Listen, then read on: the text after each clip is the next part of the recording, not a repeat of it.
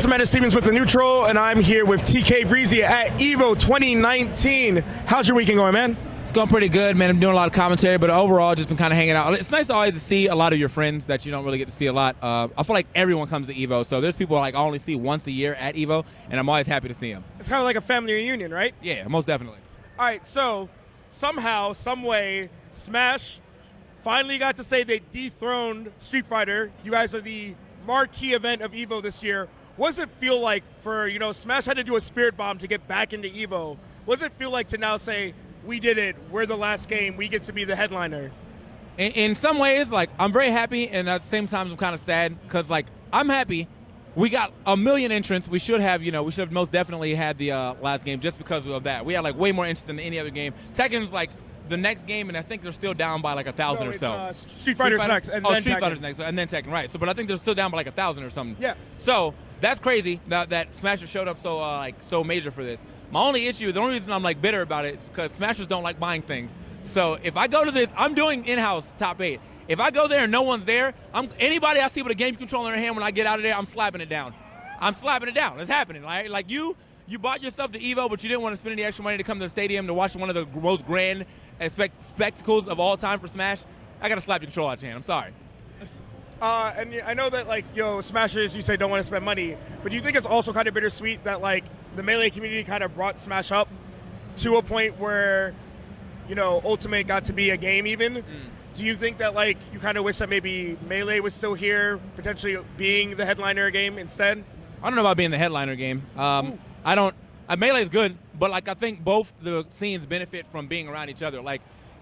There's that time that Melee almost didn't get in the Evo way back then, and that was when Brawl was out, and the Brawl community banded together to push forward Melee to to kind of boost the votes. Melee had enough votes as is with the Melee scene, but the boost from Brawl made it so guaranteed. All right, this is gonna happen, right? And that's always kind of been how it's been. Even though people don't want to admit it, having two Smash games has always made it so they boost each other up, even if the two Smash games didn't agree with each other. Ultimate has benefited the most off of that cross-play with Melee, because a lot of Melee players now play Ultimate as well, and that's dope. But I don't know about the main, the headliner. I think Melee should have still been an Evo, bar none. They would have got a crazy amount of entrants too. I just think that Evo has this thing where, having two Smash games in the last day is, even though if we're doing it by entrance, that's probably going to happen, it's just a lot of time. Smash is a long game, and that's okay. But having that as the last day is definitely going to take away from a lot of the other games that could have had it. So I get where Evo's coming from as far as not having Melee here, but I don't think they need to completely nix it. Maybe just have it end on Saturday instead. All right, that's fair. So Ultimate's a new game. It's not super new, it just came out. Right. But Nintendo has notoriously not always been great with the way they've treated their children. Sometimes they're a bit of an absentee dad. But now it seems that Nintendo's really stepping it up. It seems to be that they're nerfing the high tiers, buffing some of the low tiers. It seems to be that they're actually listening to the community a lot more. Did you ever think that we would come to a day where Dad came back from buying his cigarettes? I feel like the way that I originally thought about it was Dad. I saw Dad in passing, and he saw me and was like, shit, oh no, and so he runs out the store. Because Brawl, there was no fixing that. With Smash 4, they had the patches and whatever, but still at the end of the game, some stuff was still busted, right? In this game, I feel like nothing's crazy busted yet, and if it is, or hasn't been discovered, and if it is, I feel like it's gonna get nerfed.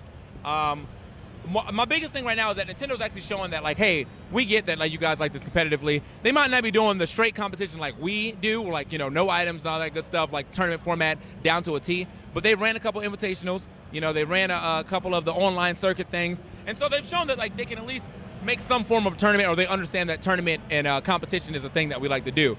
I don't think they're ever going to get much further than that, because realistically, Nintendo doesn't need to. Smash is going to sell itself. That's a even if you're not a competitive person, that game is just fun. You know what I'm saying? I play with items sometimes. So Smash is always going to sell itself, and they get that, and that's why why they don't participate too much in the tournament. But now I feel like they've got to the point of denouncing, not denouncing tournaments, and they're okay, tournaments are a thing too. There's Nintendo reps here, just kind of hanging out and watching tournaments, and they got a whole booth over here. So from where we were at 10 years ago to now, definitely a step up. And so with that said, though, there's a lot of tours in fighting games, right? You know, you got the Capcom Pro Tour, Tekken World Tour, even Arc Revel's got a tour. And then Smash is sitting here doing weighted tournaments to figure out a PG top whatever, right? Mm-hmm.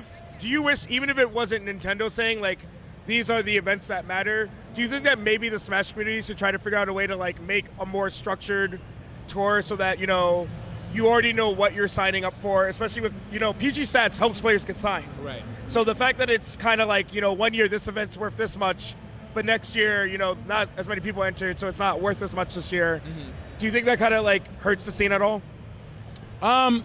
It's like a double-edged sword. I think that the PGR was definitely what we needed because I feel like, yeah, we didn't have any ranking system or anything like that. So the closest thing we're going to get is, you know, PGR, and it may be grassroots, but it's effective. Now, if there was like, I don't know, Red Bull came out of nowhere and was like, yo, we're going to do a crazy circuit, you know, every month, another tournament, and like that was the thing, I would love that too. We actually had that for a little bit when 2GG and ESA had their thing going on. Every saga was another part of the 2GG circuit. Issue is though that now like with Smash and like money, dude, like money in Smash is always weird. Like they like they want to be something or they want to be better than they are, but as soon as people start talking about money, then you're a sellout. So it's like, all right, like I don't know how I'm supposed to help you guys. Like we need money to get further on, but if you're gonna be mad about us using money, then like how do I, you know, what do I do? So yeah, it's a double-edged sword. I would love to see a big circuit like being backed by like a Red Bull, by like some type of you know, like even Monster, some crazy like DreamHack circuit, something crazy like that. But I still really appreciate when people come out of the woodworks, and I don't want any of our tournaments that we do have going away. Genesis, amazing tournament. You know, Shine, Prime Saga, or 2GG's tournaments in general, Evo all years, SmashCon, all that stuff. If it's not included in the tour, then I wouldn't want a tour. But if it is included in the tour, then that's dope. All right. So, you know, Smash has been around for a while, and you've been doing this for a hot minute. Right. You're not a new kid on the block. What do you think your life would look like if someday Smash just dropped off the face of the earth? I'd probably be fine now. I think like 4 years ago, I would have been like distraught. I've got into enough other things now that I can like still find gigs and jobs and stuff. But also, before Smash, or before I was full-time in this, I was actually working for the government. And it was just really boring, and I was 25, and I was like, man, I don't want to live my life doing this the rest of my life. I was like, let me go try to chase some dreams and see what happens. So I did. But like, yeah, Smash dropped off the face of earth. I still have connections with the government, so I can still get another job, and that'd be fine. But for the most part, I would want to continue to be in like the esports area, like even if it's just as like a host for other games or whatever. You know, I can learn more about fighting games that I'm already commentating, Tekken, Soul Calibur, Sam Show, and like maybe make it like that. I don't think I'd ever get back to the top like I am with Smash because this took a long time. But I just want to be respected in that aspect still, even outside of Smash if it dropped off. Okay, so you know you brought up the other games that you commentate. Let's use Tekken as an example tomorrow, right? So who do you think right now is the hottest player in Tekken, and why is it Arslan? You know what's crazy is that like that was my answer. Arslan, I think it was Evo Japan. He had so much trouble actually getting there, and he still won the tournament. It was like, dude, if I had all these troubles, I wouldn't even want to play by the time I got there. He was like at an airport for like 30 hours, dude. I was like, man, yeah, what is playing anymore? But that's the heart of the champion. My man is like, he knows what he's doing. I think if I'm not going to say Arslan, it'd be Nee or Kudans. But I think Kudan's just like a fan favorite of my own. So Nee is definitely, like, that's a solid pick for like who is super nice at Tekken and who has a chance to actually win this tournament. All right. Now, you know, Arslan said something really interesting where when he won, he was like, I'm not even the best person in my region, right? So following that trend, as someone who's like gotten to travel a lot to commentate, do you think that there's potentially a Smash region that people are sleeping on?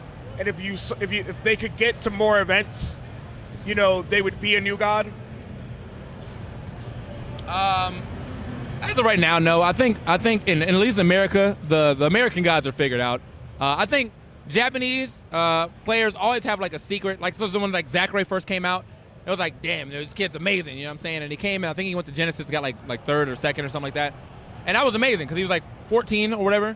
And now there's a new guy that's being talked about whose name I cannot remember right now, but like he's like the new Zachary.